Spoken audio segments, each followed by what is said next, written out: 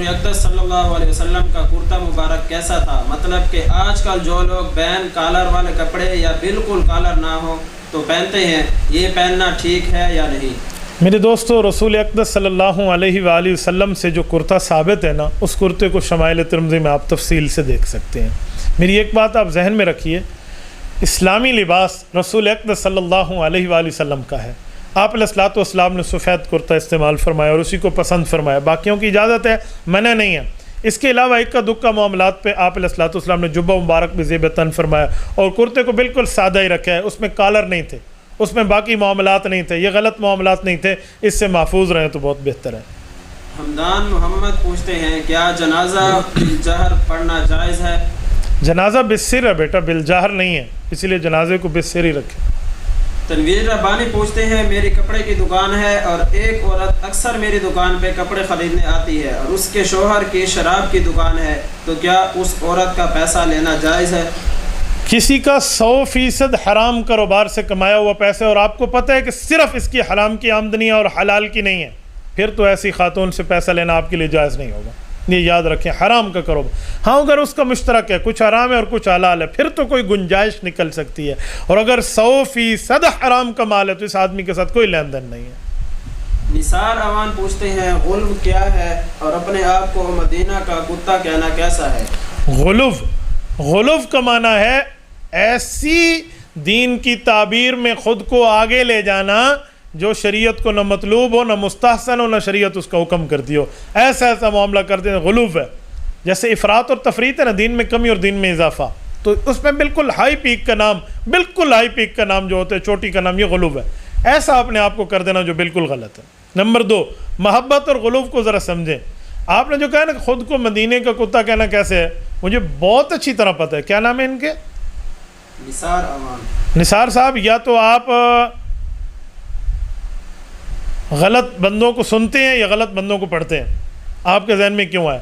آپ کا جو اعتراض ہے نا کہ مدینے کا کتا کہنا، یہ آپ کا اعتراض قاسم العلوم والخیرات، بانی دارالعلوم دیوبند، حجت الاسلام والمسلمین، سیدنا ابو بکر صدیق کے فرزند ارجمند، ان کے خاندان کے چشم و چراغ حضرت مولانا محمد قاسم نانوتوی رحمہ اللہ پہ ہے۔ کیوں؟ انہوں نے خود کو کہا تھا، اے اللہ مجھے حضور پاک علیہ الصلوۃ والسلام کے مدینے کا کتا بنا دے، میں وہاں پھرتا پھروں اور جب میں مر جاؤں تو مجھے مدینے کے جانور کھا جائیں۔ یہ محبت رسول میں بات کی تھی، آپ اس کو غلو کہتے ہیں۔ محبت اور غلو میں آپ کو سمجھ نہیں ہے، اور اگر یہی ہے غلو تو پھر میں دل پہ ہاتھ رکھیے، میں حضرت نانوتوی رحمۃ اللہ کے دفاع میں اتنی بڑی دلیل لانے لگا ہوں جو شاید آپ کے بس کی باہر کی بات ہو۔ تاریخ الخلفاء، حضرت امام جلال الدین السیوطی رحمۃ اللہ علیہ کتاب ہے، حضرت ابو بکر صدیق رضی اللہ عنہ کا واقعہ ذکر فرماتے ہیں۔ سیدنا صدیق اکبر رضی اللہ عنہ نے مدینے میں بیٹھے ہوئے ایک پرندے کو دیکھا اور فرمایا، طوبیٰ لک یا طائر تظل بہ الشجرہ تأکل من الشجرہ وتصیر الی غیر حساب۔ پرندہ، واہ کیا بات ہے، سایوں میں اڑتا ہے، اچھی خوراک کھاتا ہے، اچھی خوراک پیتا ہے، تجھ سے کوئی حساب نہیں ہوگا۔ ابو بکر سے تو حساب ہوتا ہے، کاش ابو بکر مدینے کا پرندہ ہوتا۔ مجھے بتائیں کہ ابو بکر صدیق نعوذ باللہ اپنے انسان ہونے پہ راضی نہیں تھے؟ لقد خلقنا الانسان فی احسن تقویم کے نعوذ باللہ عملی منکر بن رہے ہیں۔ کون بدبخت یہ کہے گا کہ ابو بکر صدیق یوں بن رہے تھے؟ وہ بھی محبت ہے اور یہ بھی محبت ہے۔ وہ کہنے لگا اس نے مدینے کا پرندہ کہا، میں نے کہا انہوں نے بھی مدینے کا کتا کہا ہے، تیرے ڈیرے کا تو نہیں کہا۔ تھوڑا فرق سمجھ لے، تھوڑی محبت کے معاملات کو دیکھ لے، تھوڑا عشق کے معاملات کو دیکھ لے، تو ان معاملات کو سامنے رکھ کے آپ بات کرنا سیکھیں۔ ملوک بٹرنی پوچھتے ہیں بوڑھے والدین کی خدمت کا موقع نہ ملے لیکن ان کو ناراض بھی نہ کریں تو خدمت نہ کرنے کا گناہ ہے یا نہیں؟ والدین بوڑھے ہوں یا جوان ہوں، خدمت آپ کے ذمے ہے، یہ بات یاد رکھیں۔ قرآن کریم نے تو بوڑھے ہونے پہ تو زیادہ زور دے کر فرمایا ہے، فرمایا وَقَضَىٰ رَبُّكَ أَلَّا تَعْبُدُوا إِلَّا إِيَّاهُ۔ اللہ پاک نے اس بات کا فیصلہ کر لیا ہے، توحید مانو، وَبِالْوَالِدَيْنِ إِحْسَانًا، اور ماں باپ کے ساتھ اس نے سلوک کرو۔ ٹھیک ہے، یہ جوان بوڑھے دونوں برابر ہیں۔ اگلا جملہ، اما یبلغن عندک الکبر احدہما او کلاہما فلا تقل لہما اف ولا تنہرہما وقل لہما قولا کریما۔ اللہ فرماتے ہیں وہ دونوں بوڑھے ہو جائیں یا ان میں سے کوئی ایک بوڑھا ہو جائے، تو نے ان کے ساتھ سختی نہیں کرنی۔ فلا تقل لہما اف، اف تک بھی نہیں کہنا، ان سے بیزاری، یہاں اف ہے مراد بیزاری ہے، ان سے بیزاری بھی نہیں کرنی، ان کی نافرمانی بھی نہیں کرنی۔ بلکہ کیا کرنا ہے؟ وَقُلْ لَهُمَا قَوْلًا كَرِيمًا، میٹھی پیاری نرم والی، مہربانی والی، کنسیشن والی، عافیت والی، محبت والی، پیار والی گفتگو کرنی ہے ان سے. تو یہ خدمت کا حصہ ہے. آپ ماں باپ سے اگر دور ہیں اور خدمت نہیں کر سکتے، ماں باپ کو کما کر بھیج رہے ہیں، ماں باپ کو کوئی چیزیں بھیج رہے ہیں، ماں باپ کا تعاون کر رہے ہیں اور ان کی اجازت سے آپ باہر ہیں، تو آپ کے اوپر خدمت نہ کرنے کا گناہ نہیں ہے. لیکن اب ماں باپ کی نافرمانی میں باہر ہیں، ماں باپ کا دل دکھا کے باہر ہیں، ماں باپ کی خدمت سے جی چرا کے باہر ہیں، آپ یقیناً گناہ گار ہیں اس دنیا میں بھی اور آخرت میں بھی. تو اب یہ آپ کو پتہ ہے، مجھے نہیں پتہ، تو آپ خود ہی اندازہ لگا لو کہ ماں کیا ہے اور باپ کیا ہوتا ہے. تو ماں اور باپ سے تعلق کیا ہوتا ہے؟ ماں باپ کی خدمتوں میں ایک خدمت یہ بھی ہے کہ ماں آپ کے چہرے کو دیکھ کر سکون لیتی ہے، باپ آپ کے چہرے کو دیکھ کر پرسکون ہو جاتا ہے. تو موقع تھا، مناسب تھا کہ آپ ان کے ساتھ رہتے. بعض اوقات مال بھیجنے سے ماں باپ کو وہ سکون اور راحتیں نہیں ملتی جو بیٹے کے چہرے دیکھنے سے ملتی ہیں. تو آپ اپنے معاملے کو خود دیکھ لیں، آپ کس معاملے کس کیٹیگری میں ہیں. میں نے دونوں باتیں آپ کو سمجھا دی ہیں. عبدالکبیر بلوچستان سے پوچھتے ہیں، جماعت کا قائد مرشد ہوتا ہے یا استاد؟ استاد سے اختلاف ہو سکتا ہے اور مرشد سے نہیں. عبدالکبیر بھائی، جماعت کا قائد یعنی امیر محترم، اس کی دونوں حیثیتیں ہیں، استاد بھی ہو سکتے ہیں اور مرشد بھی ہو سکتے ہیں، دونوں حیثیتیں ہیں. لیکن آپ کہتے ہیں استاد سے اختلاف ہو سکتا ہے، مرشد سے اختلاف نہیں ہو سکتا. یہ کس نے آپ کو کہا ہے؟ دلیل کے ساتھ ادب کے درجے میں آپ اپنی رائے کا اظہار کر لیں، اس حد تک تو آپ کو اختلاف کی گنجائش موجود ہے. لیکن اختلاف کا معنی خلاف، اختلاف کا معنی ان کے اوپر پگڑی اچھالنا اور ان پر مٹی اچھالنا اور ان پر دھول اچھالنا اور ان پر اعتراضات اچھالنا، یہ تو استاد پہ بھی جائز نہیں ہے، مرشد پہ بھی جائز نہیں ہے. تو اس لیے آپ اپنے قائد محترم، جو آپ کے اہل حق قائد محترم ہیں، ان کے ساتھ اپنی رائے پہ دلیل کی بنیاد پہ اختلاف کی رائے پیش کر سکتے ہیں. اس پر کوئی مسئلہ نہیں ہے، وہ چاہے جائے آپ کے مرشد محترم ہو یا آپ کے استاد محترم ہو. نماز میں دل لگانے کا وظیفہ بتا دیں. نماز میں دل لگانے کا وظیفہ صرف یہی ہے کہ آپ نماز سنت کے مطابق ادا کریں اور نماز آداب کے مطابق ادا کریں، نماز کے آداب کا لحاظ رکھیں تو آپ کا دل لگے گا. ایک بندے نے نماز میں اللہ اکبر کی اور ادھر دیکھا، نہ کوئی عطا نہ کوئی پتہ، تو پھر اس کا دل کیسے لگے گا؟ یہ جب اللہ اکبر کر رہا ہو تو ایک بار آپ قبلے کی طرف دیکھ کے اپنے دل میں یہ بات لائیں کہ میرے سامنے کعبۃ اللہ موجود ہے، میں پل صراط پر گویا موجود ہوں، میرے دائیں جنت ہے، میرے بائیں جہنم ہے. اب میں اللہ کے معاملے کو سامنے رکھتے ہوئے اللہ اکبر کر رہا ہوں. یہ اپنے دل میں استحضار پیدا کریں. پھر ہاتھ باندھیں. ہاتھ باندھنے میں ایک بات سمجھیں کہ جو پہلے میں نے ہاتھ اٹھائے تھے وہ ایسے جیسے کوئی مجرم ہاتھ اٹھاتا ہے، اور اس کے بعد ہاتھ باندھے ہیں تو مجرم کے سامنے، اللہ کے سامنے یوں مجرم بن کے میں نے ہاتھ باندھے ہوئے کھڑا ہوں اور اللہ سے مناجات کر رہا ہوں.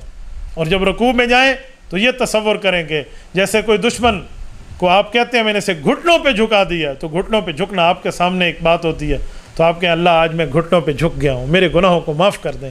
میرے مولا، میں آپ کا منکر تھا، آپ کی شریعت کا انکار کر رہا تھا عملی طور پہ، اللہ میں گناہ گار تھا، میں نے آپ کی ویسے پہچان نہیں کی جیسے پہچان کرنے کا حق تھا، اللہ میں گھٹنوں پہ جھک گیا ہوں، مجھے معاف کر دیں. اس کے بعد سمی اللہ لمن حمدہ کہیں تو یہ بات دل میں لائیں. رکوع کرتے وقت آپ ایک بات دل میں رکھیں کہ جو آپ کے پاؤں کے انگوٹھے ہیں آپ کی نظر یہی ہونی چاہیے، اور یہ تصور کریں کہ والتفت الساق بالساق، ایڑیوں پہ ایڑیاں رگڑی جائیں گی روح نکلتے وقت، اور ان انگوٹھوں سے روح کو نکالا جائے گا، کھینچا جائے گا. تو یہ تصور آپ کے ذہن میں ہونا چاہیے.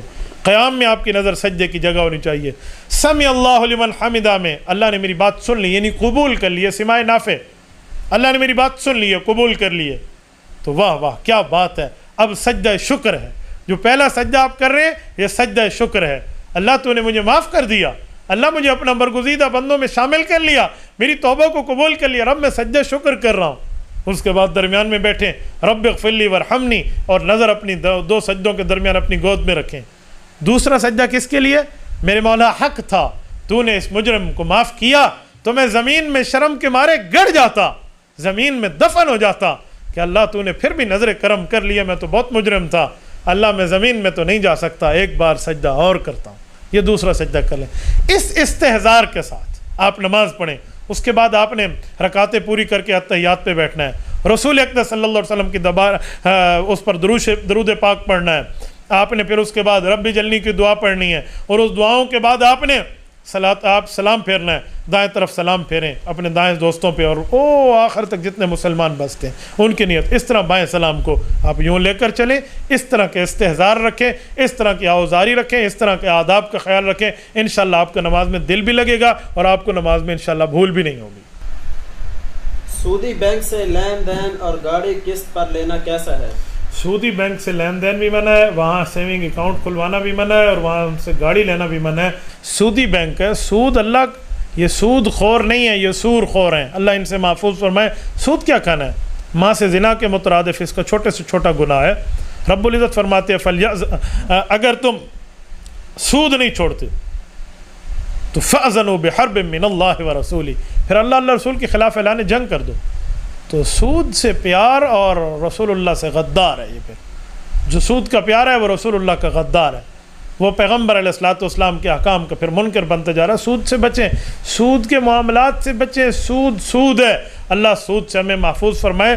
سود کے قلیل کثیر حرام ہے، آکلہ و موکلہ و کاتبہ، و حدیث پاک میں آکلہ کھانے والا، موکلہ کھلانے والا، و کاتبہ لکھنے والا، اور ان کے درمیان لین دین کرانے والے، سب کو جو ہے نا کیا کہتے ہیں دوزخی اور گناہ گار کہا گیا۔ اس سے محفوظ رہیں، معافی مانگیں، اللہ سے توبہ کریں، جو ہو گیا اس پر اللہ سے معافی مانگیں، اپنا معاملہ آئندہ کا درست کر لیں۔ انیس بلوچ بلوچستان سے پوچھتے ہیں چہرے کے دانوں کو ختم کرنے کے لیے کوئی اچھا سا وظیفہ بتا دیں۔ حکیم سے رابطہ کریں تو بیٹا بہت بہتر ہے، باقی والضحیٰ یہ بار بار پڑھا کریں۔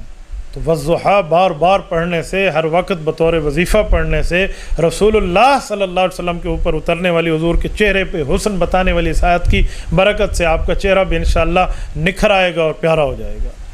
محمود خان پوچھتے ہیں کتا گھر میں رکھنے کی جو گنجائش اسلام میں موجود ہے، پہرہ دار کتے کو رکھنے سے وہ رحمت کے فرشتے گھر میں داخل ہوں گے یا نہیں؟ وضاحت فرمائیں۔ پہرہ دار کتا آپ رکھ سکتے ہیں، گنجائش موجود ہے۔ آپ کے ہاں چور آتے ہیں، کوئی چوری ہوتی ہے، کوئی حالات خراب ہیں تو جائز ہے۔ کلب زارع ہے آپ کی، اس کی جو آپ کی جو کھیت وغیرہ ہیں اس کی پہرہ داری کرتے ہیں، وہاں پہ آپ کو جائز ہے۔ کلب معلم ہے، وہ آپ کا پڑھا لکھا کتا ہے کہ وہ جا کر آپ کا شکار کر کے آتا ہے، وہ شکاری کتا جسے تازی کتا کہتے ہیں، ایسے کتے رکھنا بھی جائز ہے، اس کا کوئی نہیں مسئلہ۔ اس پر وہ بات نہیں ہے جو رحمت کے فرشتے نہ آنے والی بات ہے، وہ شوقیہ اور خواہ رکھنے کے اوپر ہے کہ رحمت کے فرشتے نہیں آتے۔ ان کتوں کی تو حدیث پاک میں رکھنے کی بات میں گنجائش اور اجازت معلوم ہوتی ہے۔ ڈاکٹر اسرار احمد کے نظریات کے بارے میں آپ کا کیا خیال ہے؟ ڈاکٹر اسرار صاحب کے وہ اس دنیا سے چلے گئے ہیں، اللہ پاک مغفرت فرمائے۔ ان کے عقائد اور نظریات سے علماء دیوبند کو خاصا اختلاف رہا ہے، خصوصاً مرشد العلماء فقیہ وقت حضرت مولانا محمد یوسف لدھیانوی شہید رحمۃ اللہ علیہ، عالمی مجلس تحفظ ختم نبوت کی پوری دنیا کے نائب امیر تھے۔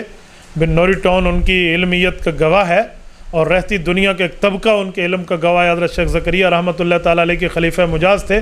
حضرت لدھیانوی رحمۃ اللہ علیہ نے ان سے اختلاف فرمایا ہے۔ تجدد پسندوں کے افکار نامی ایک کتاب ان کی موجود ہے، اور اس میں ڈاکٹر اسرار کے نظریات پر انہوں نے رد فرمایا ہے۔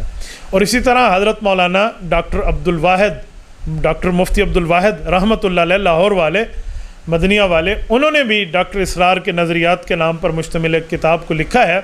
تو ڈاکٹر اسرار صاحب کے نظریات پر ان نے بھی رد فرمایا ہے دلیل کے ساتھ۔ بعض نظریات ہیں ان کی کیا تفصیل ہے، کیا معاملہ ہے، آپ تجدد پسندوں کے افکار بھی دیکھ لیں مولانا یوسف لدھیانوی کی، اور ڈاکٹر مفتی عبد الواحد صاحب لاہور والوں کی آپ جو ہے نا ڈاکٹر اسرار احمد کے نظریات وہ بھی دیکھ لیں، آپ کو سمجھ آ جائے گا۔ باقی کسی کی شخصیت سے، کسی کے نظریات سے اختلاف لان تان کا اشارہ نہیں ہوتا، گالیاں دینے کا مطلب نہیں ہوتا۔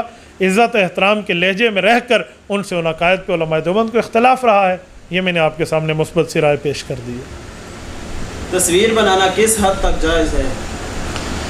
بیٹا تصویر بنانا، ہم جو تصویر ہے نا پرنٹ تصویر، میں تو اس کو حرام سمجھتا ہوں، 2-4 معاملے کی گنجائش کے علاوہ۔